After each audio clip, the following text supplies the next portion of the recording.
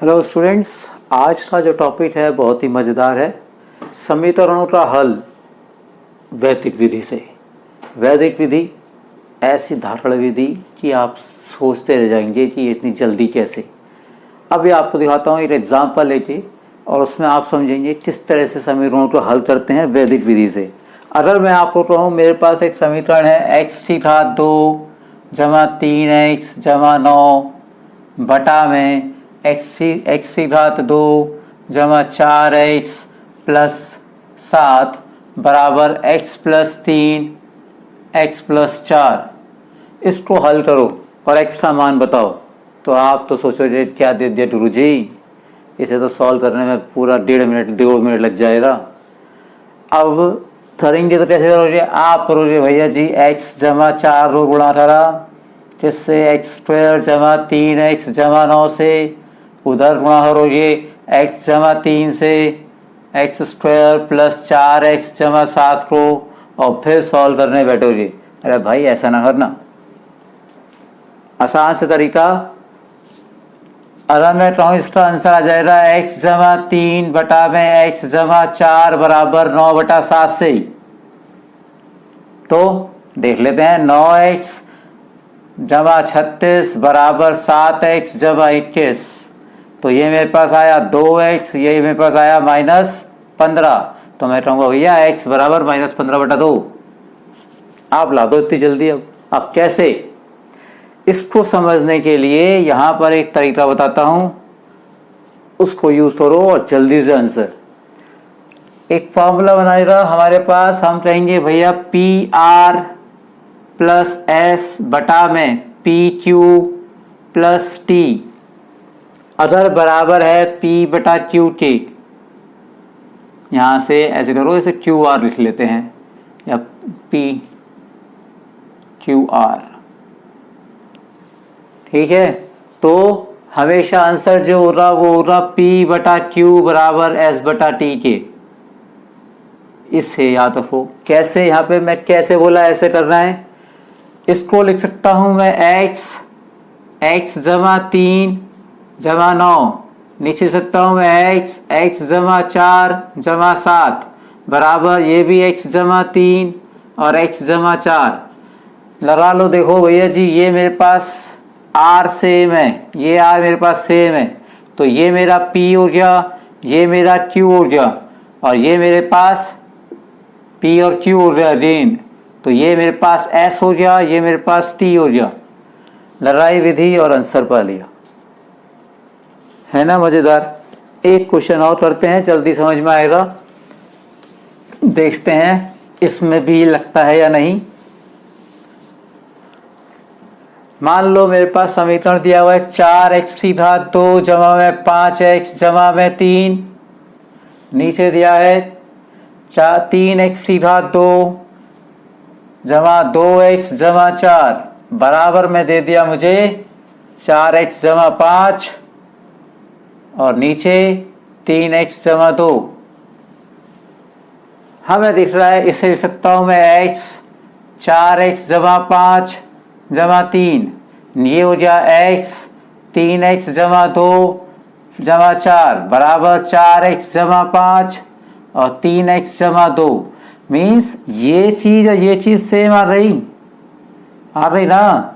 तो फिर हम कहेंगे 4x जमा 5 3x जमा 2 बराबर किसके होगा? 3 बटा 4 के। क्रॉस मल्टीप्लाई करो 16x जमा 20 बराबर 9x जमा 6, यानी कि 7x बराबर -14, तो x बराबर -2 आंसर। इसे कहते हैं वैदिक मैथमेटिक्स। छोड़ो समीकरण को, किताबों का ज्ञान लगाओ वैदिक। अब ये देखो क्वेश्चन, ये समीकरण दिया क्या, सॉल्व करो इसको। अब तो तुम बोलोगे सर जी ये तो पागल बना रहे हो आप, इतने बड़े बड़े क्वेश्चन को सॉल्व करता है। हम करेंगे सॉल्व। हम देखेंगे 5 और 1 6 और यहाँ पर ये 6, ऐसे ही 4 और 3 7 और यहाँ पर ये 7। तो भैया बन रहे जोड़े बन रहे और इनको सॉल्व कर दो। तो ये इसको नीचे ले जाऊं, यहाँ पे बचा x जमा 7, यहाँ बचा x जमा 6, इसको नीचे ले आया। ये हो गया x जमा 3, x जमा 4, ये आया x जमा 8 और x जमा 5। 4 और 3 7, 5 और 1 6, 7 है 6 है। तो करना क्या है, ये तो हो गया आसान। अब आप देखो भाई यहाँ पे इनको गुणा कितना आएगा, 4 तिया 12, इसको गुणा कितना आएगा 1 गुणा 5 5। तो मेरे पास आया x जमा 7, x जमा 6 बराबर 12/5। सॉल्व करो और आंसर पाओ। हटाओ सावन की घटा रो। 12x जमा 72, 5x जमा 35, ये आया मेरे पास 7। 35 में से 72 माइनस कर दो, जो भी आएगा उसे लिख दो और तुम्हारे पास आएगा ये -37 और ये 7 नीचे। आंसर। ऐसी ट्रिक जो वैदिक में ही है बस ना। अब इसको देखो भैया, कॉमन फैक्टर मेथड। अगर दो समीकरण तुम्हें समीकरण दिया है, इसमें 8 फैक्टर तुम्हारे पास ये कॉमन है, तो आंसर मैं सीधे देता हूं x बराबर -8। बिना सोचे 3 सेकंड में आंसर लो। आप क्या करोगे, आप करोगे 7x जमा 7, 12x जमा 12, फिर लिखोगे 7x माइनस 12x, 12 माइनस 5, यहाँ पे आया 5x, यहाँ पे कितना आएगा मेरे पास 5x, और यहाँ पे 12 माइनस 7, तो यहाँ आया मेरे पास 5, तो x बराबर 5/-5 और फिर -8। इतना करने की जरूरत ही क्या है। अगर समीकरण में मेरे पास फैक्टर सेम है, ये मल्टीप्लाई वाला पार्ट सेम है, तो सीधे उसे लिखो x + 8 = 0, तो x बराबर -8। आंसर खत्म। इसे कहते हैं सावन की घटा। बढ़िया है ना। अभी एक क्वेश्चन और लेते हैं।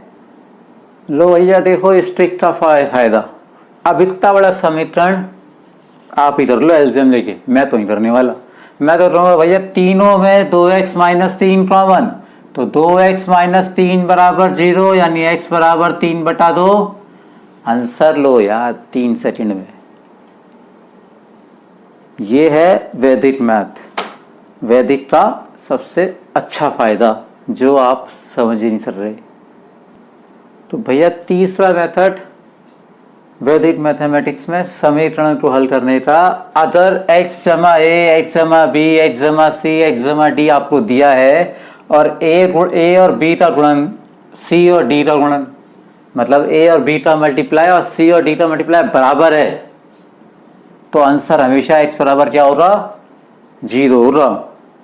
देखें तो हो जी x जमा 3, x जमा 4, x जमा 2, x जमा 6। अब मैं देखता हूं यहाँ पे 3 गुणा 4 भी मेरे पास 12 है, 2 गुणा 6 भी मेरे पास 12 ही है, तो सीधा आंसर x बराबर 0। आप चेक कर लो। मैं तो चेक कर लिया, आप कर लेना। यह है बिना पेन उठाए सॉल्व करने का तरीका, सिर्फ और सिर्फ वैदिक में। ये वैदिक का सबसे इंपॉर्टेंट तरीका। इससे तो अच्छी इक्वेशन सॉल्व हो जाए। अगर मेरा n1/d1 बराबर n1/d2 n2/d2, यहाँ पे n1 और n2 क्या है, मेरा अंश है यानी न्यूमरेटर है, और d1 d2 मेरा डिनोमिनेटर है, तो इसका उपयोग करके सॉल्यूशन कितनी जल्दी निकाल सकते हैं।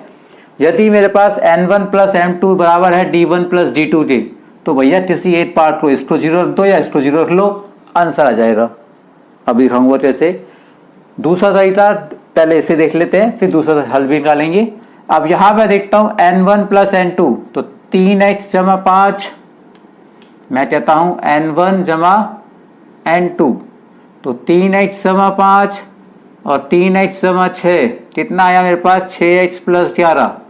d1 + d2, वो भी मेरे पास कितना आएगा 3x जमा 6, 3x जमा 5, ये भी मेरे पास आया 6x + 11, क्योंकि n1 n2 का जमा और d1 d2 का प्लस सेम है, तो मैं कहूँगा भैया जी 6x + 11 बराबर 0, तो x बराबर -11/6 इसका आंसर। आया समझ में बात। है ना मजेदार। अब यहाँ देखो, क्योंकि यहाँ पर इसका अंश और इसके अंश में सेम नहीं है नंबर, तो इसमें दोनों ही तरीके लगेंगे, क्योंकि इसके दो उत्तर आएंगे। एक क्वाड्रेटिक बनेगी, जब मल्टीप्लाई करूंगा तो द्विघात समीकरण बनेगा, तो उत्तर तो दो आएंगे, ये तो हमें पता चल गया। अब कैसे आएंगे फटाफट से, पहले यही तरीका लगाते हैं। हमें देख रहे हैं 2x जमा 7, 3x जमा 2, कितना आएगा मेरे पास, ऊपर वाले को जमा करूंगा तो मेरे पास आएगा 5x जमा में 9, नीचे वाले को जमा करूंगा तो यहाँ भी यही आ रहा है 5x जमा में 9। तो पहला उत्तर तो 5x जमा 9 बराबर 0, तो x बराबर -9/5, पहला उत्तर सामने।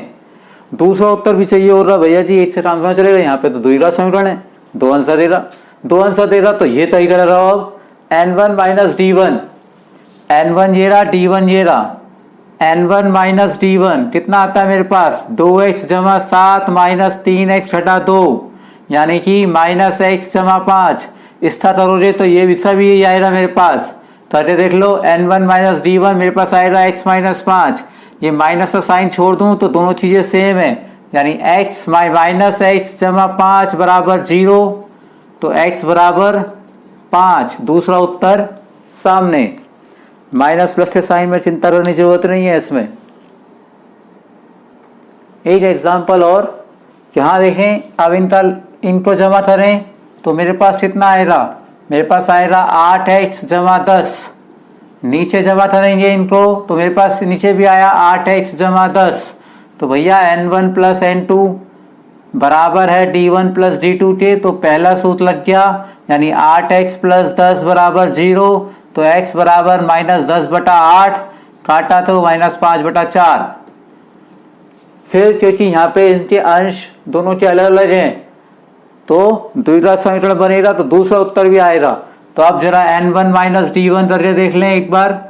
n1 ये रहा मेरे पास, d1 ये रहा, 5x + 6 माइनस किया 2x घटा 3, मेरे पास आया 3x जमा 3।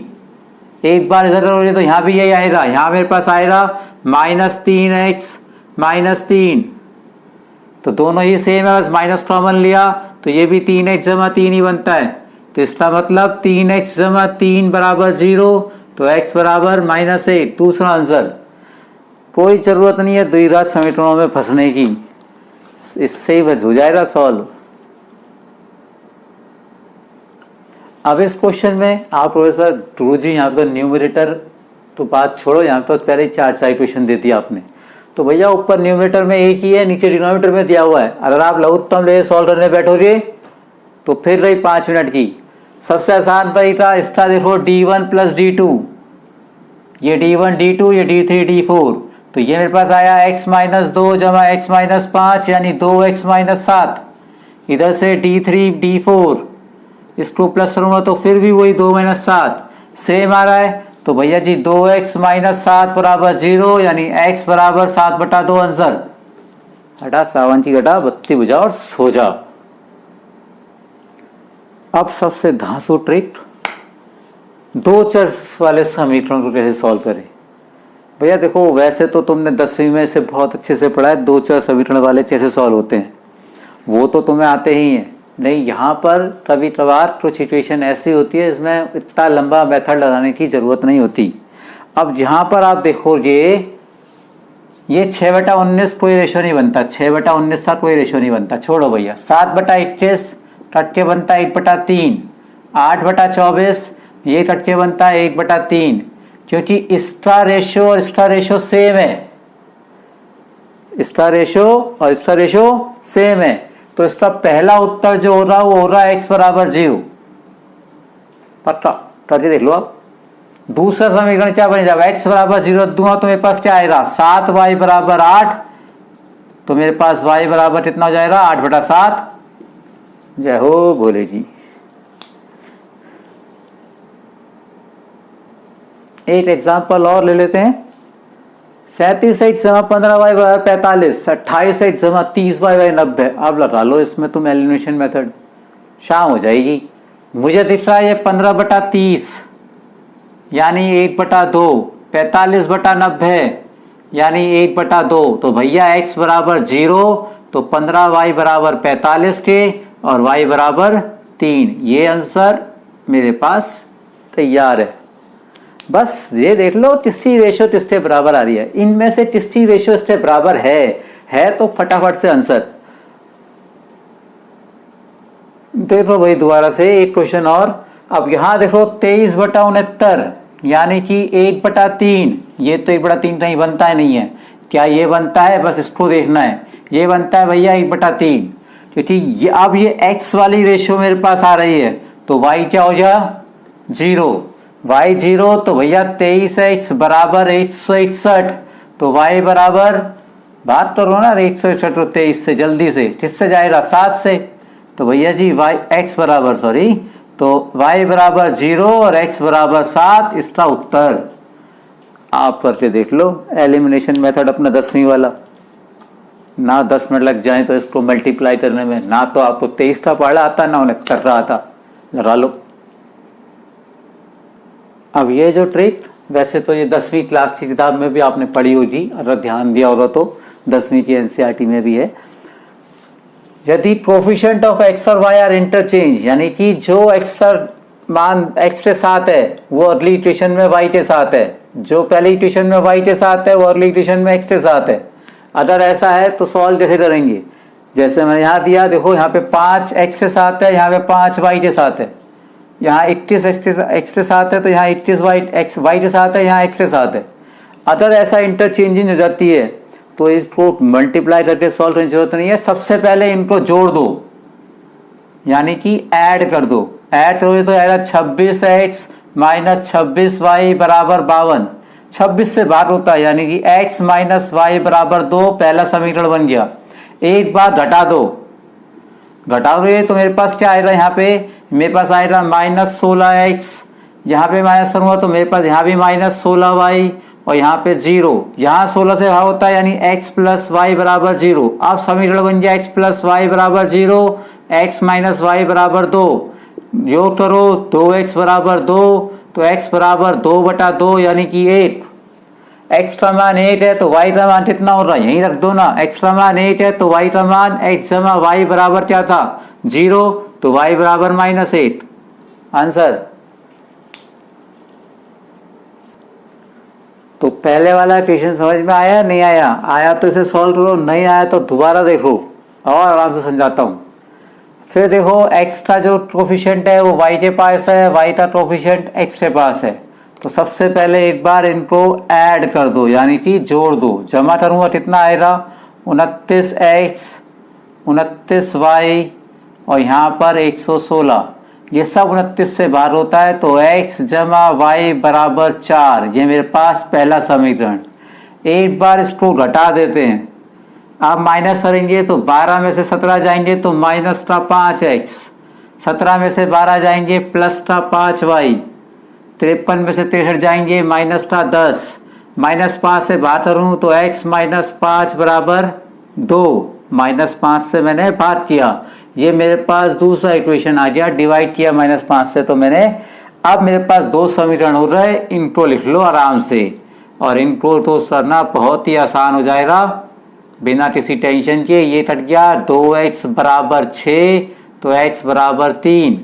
x बराबर 3 अगर मैं वापस इसमें रख दूं x का मान 3 तो y का मान 8। तो x बराबर 3 और y बराबर 8 मेरे पास इसका उत्तर हो गया। ये तरीका तो 10वीं में ही पढ़ाया आपने। तो आपने देखा समीकरणों को सॉल्व करना वैदिक विधि से कितना आसान होता है। ऐसे ही वैदिक विधियों से और भी बहुत सारी चीज़ों को हम सॉल्व कर सकते हैं। द्विघात समीकरण, इवन क्यूबिक इक्वेशंस को भी सॉल्व कर सकते हैं। अगले लेक्चर में ऐसा ही कुछ नया वैदिक का तरीका आपको लेके आएंगे। तब तक